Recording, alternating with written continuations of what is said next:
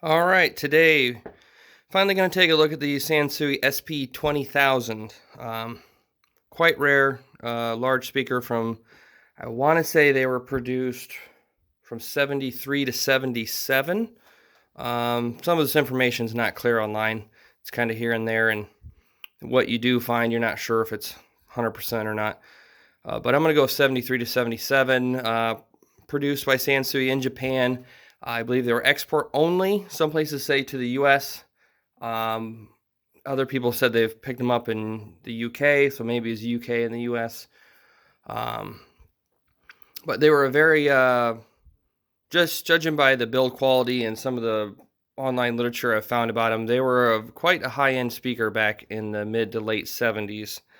So let's take a closer look, and eventually we'll pull a driver or two out and look on the inside and then take a listen. But you got the nice Sansui badge, 20,000, like this extruded aluminum frame. A lot of the stuff, the way these were built, was just would have been super high end for their time. Sansui badge, this really like coarse silvery mesh grill. This is the original mid horn, as I've mentioned in some of my other videos. This one I think is the good one. This one still works. The one over there did not work, and I tore it apart and found out that it was damaged. It was not going to be repairable. And the sad thing with these is these are a very unique, patented design by Sansui, so there's no replacement diaphragms or anything for them. So we'll pop the grills off here. I think the tweeter's based on the same technology as well. And then, shuffling around trying to find a replacement for these, I couldn't really find anything I wanted to use, because these, based on the crossover, these cover 1,000 hertz to 7,000 hertz.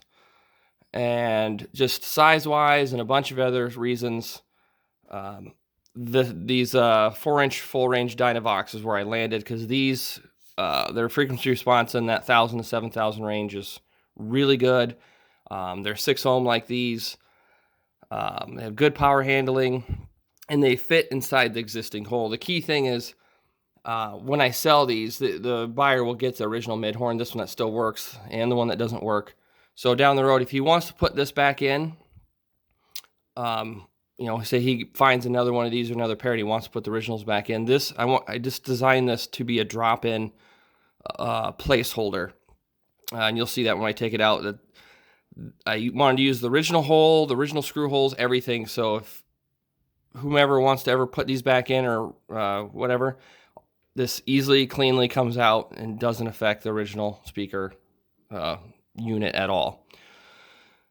I think these are 5-way potentiometers. I didn't have to clean them. I looked into it, and they're clean and they don't crackle at all. So one of the things, don't mess with it if it's not broken. 10-inch pulp. It says it's a 10-inch or 25.5 centimeter handmade pulp woofer. It's got this nice aluminum fascia with a nice rubber around it, and these are a foam surround, but I guess whoever had these stored got lucky, and the foam is still quite soft, and the cone is still nice and dense like it should be. It's not getting all fuzzy and deteriorating. And then down here we got the passive radiator, or drone cone, some people have heard. But what caught my eye with these is you don't see a lot of speakers from the 70s that just got this much meat around the cone. This is just such a meaty passive radiator. This one, I think you can get a refoam kit for this size cone. I don't think it's for this exact speaker, but for its measurements, I think you can get the refoam. This one, I'm not sure. You might have to dig around and go with a modern rubber foam kit or something to get something this meaty, because as far as I looked, I couldn't find anyone that had a foam kit that would possibly work for this. But it's when you touch this foam and this foam, this is much thicker. It's real. You can tell it's really thick foam, and it's still quite soft. I don't think it's going to go anywhere for a while. So they weigh 66 pounds each. A lot of that's the drivers. Even here, I gotta get a hold of the mid-range here. Whoop. Don't scratch them. This thing, I think this weighs about 8 or 10 pounds, just this mid-range alone. It's massive. And you see it's a cast aluminum horn guide on the front, and then cast and CNC steel on the back. It's just absolutely massive. I'm not exactly sure what these speakers cost by the end of their run, say in 77, because I think they changed a little bit. I think this is the later, iteration of them. I want to say it was about right around $750 to $1,000 a pair. I think, I'm not 100% sure. If anybody can find the original MSRP price of these, that'd be great. There's a website called thevintageknob.org. Seems to be the best source of information I've found on these so far, but they don't list the price. Let me take the other grill off here. I imagine there wasn't many of these made, because I have not seen a lot of them online. There's not a lot of pictures. I mean, there are pictures, but there's not a ton. I don't think these were really a mass-produced speaker, per se. Even if they did make several thousand sets, how many lasted or are still around? And I do like that they are a mirrored pair. So, like on this one, the tweeter's on the outside. They're not identical. They're actually mirrored right, left. I don't remember on the back if Sansui specifies the right or left. As you can see, here's the back. Still got the QC Pass sticker on it. And these cabinets are just thick. This is 3/4 to inch thick MDF particle board everywhere. They are just solid, which goes probably why they're so darn heavy. And there's some driver specs. Pretty heavy terminals for the 70s. No spring clips here. Made in Japan. Yeah, right here. This is a right. So I have this one on the wrong side. This should be on the other side. I actually wasn't listening to them here just now. I just had them kind of sitting here. Mostly been using them as speaker stands because they're so solid. They make excellent speaker stands. Very expensive speaker stands. So let's get them on the table here and pop a few drivers out and take a look at the inside. Okay, we got the big old girl up here on the workbench on some towels. Tried to get the entire thing in the shot. Did what I could. All right, we're just gonna see if we can pull out the drivers, have a look inside, and then hopefully get on to having a listen.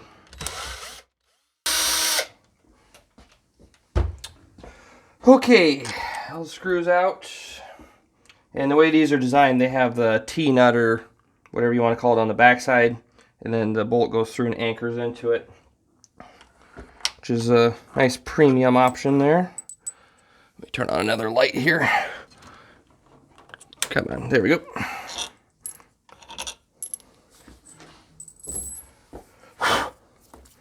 All right, now we'll start with what I did here. Like I said, I just wanted something that could drop in and take its place, or mid-horn's place temporarily. So there you have it. This 4-inch full-range Dynavox driver. Let me see here. I still have the box right here, actually. What model number of these is it? It's the LY401F, or part number 295-614 on partsexpress.com. A great sounding all-wheel drive. I just bought a Subaru. Full range speaker for about $20. Very easy to work with, very forgiving speaker. Got some gasket material on the back side here. PVC enclosure on the back of this. Since this is an open back driver, it has to be enclosed from the woofer. If not, this 10-inch woofer is going to turn this 4-inch into a very small passive radiator and probably blow it right out of its own frame. So, completely sealed PVC rear enclosure. And then these are the original wire leads here. These can just be unplugged and plugged back into the original mid-horn and drop back in. Super easy, super simple. Like I said, I wanted to come up with something that would not change. I have to mess with the cabinet at all. And then you can see here, where's my little light?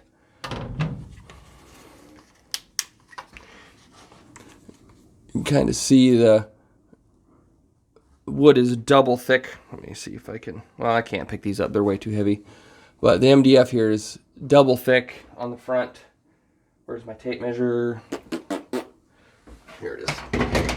It's not, if you feel, it's not double thick everywhere. About this space right here, there is 2 layers of MDF, which I guess I get it because that horn is super heavy.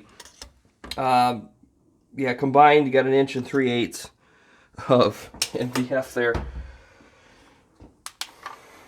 Let's pop out the tweeter section. Here, I'm gonna set this back in there for now. Well, maybe not. Hold on.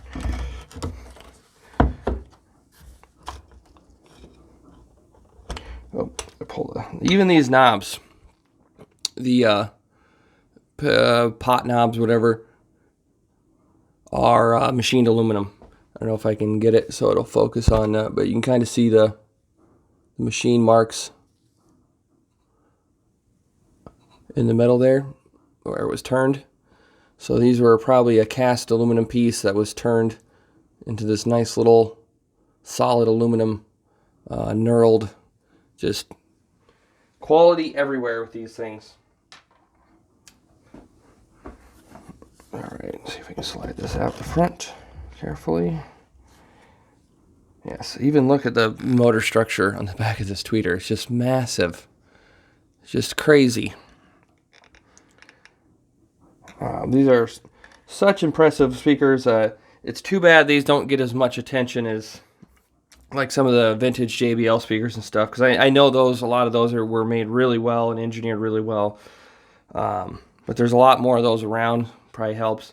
Not many people have these around, but these things are designed and engineered, in my point of view, just as good, if not better, in some aspects. These would have definitely been some real competition for some of the speakers, the JBL speakers in the 70s. Again, I don't know if you can see. Where's my flashlight? It's dying. Not double thick, it's about 1.5 thick, 3/4, and then probably another maybe 3/8 there.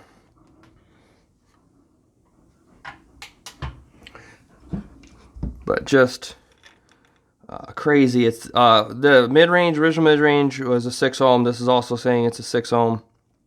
Made in Japan, of course. These do come apart. The reason I found out the other mid-range was bad is, one, when you hook it up, it wouldn't report any information or nothing. It wouldn't play any sound. And so I tore the whole thing down because it's all handmade and held together with bolts. And once I got the whole face and everything and down to the diaphragm in the front of the motor, that flat diaphragm was still there. But once the diaphragm was mounted to a steel ring that it felt like it was being glued in place, but it was just the magnetic field holding it in place. Once I got it popped out, the leads on the back, one of the leads on the back side of the diaphragm ring had come undone, and the diaphragm itself probably wouldn't have worked anyway, because that paper thin diaphragm, it was, I don't know if it's some sort of treated cloth or paper. It's super thin, but the resin or treatment on it had become very, almost like tacky and brittle. So I don't think even if it was, the lead was still connected, I don't think they would sound like they're supposed to, just because of possibly that diaphragm. The tweeters may be suffering from the same thing. Possibly, I don't know. All I know is all the music I've played through these, they sound really good. They're very clean and accurate sounding.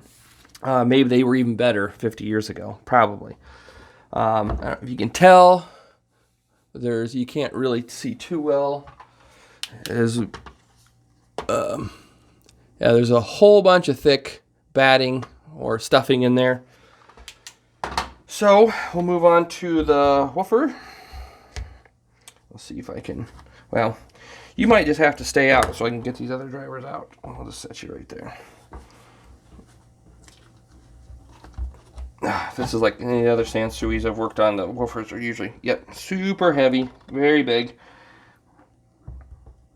All the wiring in here, you notice this is like 12 or 14 gauge wire. No dinky little 20 gauge wire inside these. All the wiring in here is heavy. Again, more of this batting, lots of batting. It's like a time capsule. It looks brand new inside here.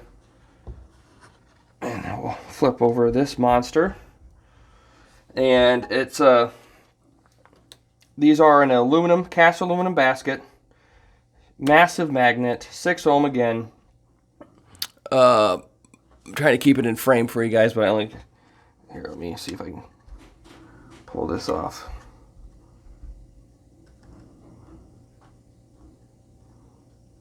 No, that's not going to want to come off, so we're just going to have to do without.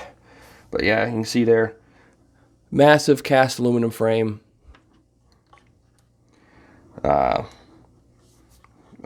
Very stiff cone. It looks like just a plain paper cone, but when you touch it, feels so rigid and firm, which is good. The foam on the backside still looks good. Not seeing any cracks. Looks nice and well, it still even feels nice and soft. But yeah, I can't get the other lead off, and I don't want to crank on it too much while I'm trying to do this and break anything. The lead's on there nicely anyway. I don't want to. There's no reason to mess with it. But yeah, very nice. Very nice woofer. Pop the... I have to set that over here.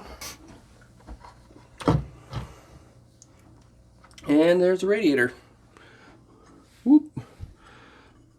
Oh, without that magnet on there, this cast aluminum basket and this cone, you can see this is on the back side of this cone here is actually a treated piece of styrofoam. It works because it's rigid and it's super light. And basically got a dummy voice coil to connect it to the spider here for some suspension. Yep. Sansui Passive Radiator P101. You can tell they use the same basket as this because it still has the plus minus. This thing would focus. Whatever, you can see plus minus. Sometimes my phone just does not want to focus. But yeah, it's just funny because it looks like it would be very heavy, but it's not. Yeah, and these aluminum frames, they're not in bad shape. They're a little corroded. They could be cleaned up if somebody wanted to. I didn't want to mess with them because I feel they're good enough, and I didn't want to mess with them and end up polishing them or messing them up somehow. Because it just depends on who buys these. They may not want them touched. Or sometimes some people just want it left alone. So I just tried not to do anything that was unnecessary, really. And then, yeah, the whole front baffle here is probably 3/4, 7/8, maybe. It's not like American MDF, since these are made in Japan. It's all metric, but the thickness feels like at least 3/4, if not thicker. And then went in there like this, just like that. Swing this around, and right here, you can see there's a big brace that runs across right here between the woofer. And then right here, there's also another brace. So there's a brace on each side of the woofer. Let's see if we can find the crossovers.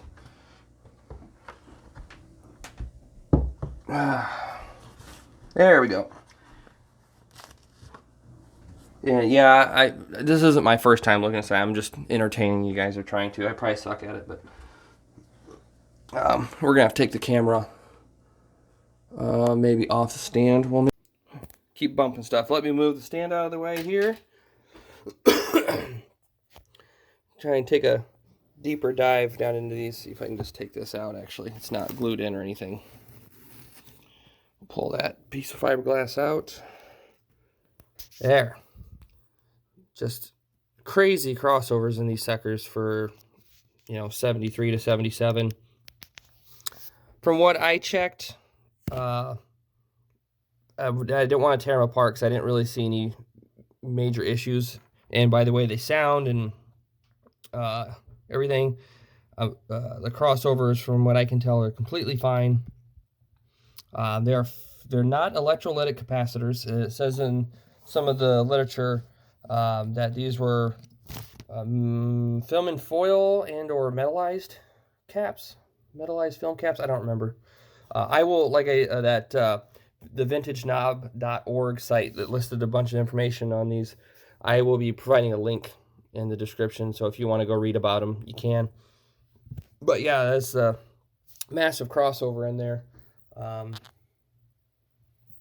Here's a computer mouse. I'll show you the size of those caps. So very large. Probably a big part of why these sound the way they do. There's a lot more going on there than just a filter. There's what they call it, a Biffler coil and a Zobel network all in there. And yeah, I will provide as much literature as I can on them. I don't want to talk too much about the crossovers and stuff because I am not an engineer or an expert or anything, so I don't want to mislead anybody. I will just provide the literature I can, and you can check it out yourself. So let's get these put back together and have a listen. Hey, Dad. Guys, all that. The buyer that was coming to get them actually showed up sooner than I thought, so right after making that portion of the video, I had to get them back together so he could have a listen to them and take them home. So unfortunately, there's not going to be any sound demo because I didn't have time to get it done, and wasn't able to do it while he was here or anything. So unfortunately, no sound demo. Towards the end of my Mica RB42 video, if you want to listen to them, I do use them a little bit in the end of that video, but oh well. I think I covered most of the good stuff about them, so oh well. Just doing this last little bit, let you guys know it's much later in the day now, and got that project, I guess, is checked off the list and moved on, and I'm showing you this here because, as you can see on each side, moving on to the next project. If you want to know more about these speakers and see what goes on with them, I guess stay tuned, like and subscribe, and these two big Kenwoods you see on each side are the next project to get worked on. So if you want to see more about them, you know what to do. Alright, see you later, guys.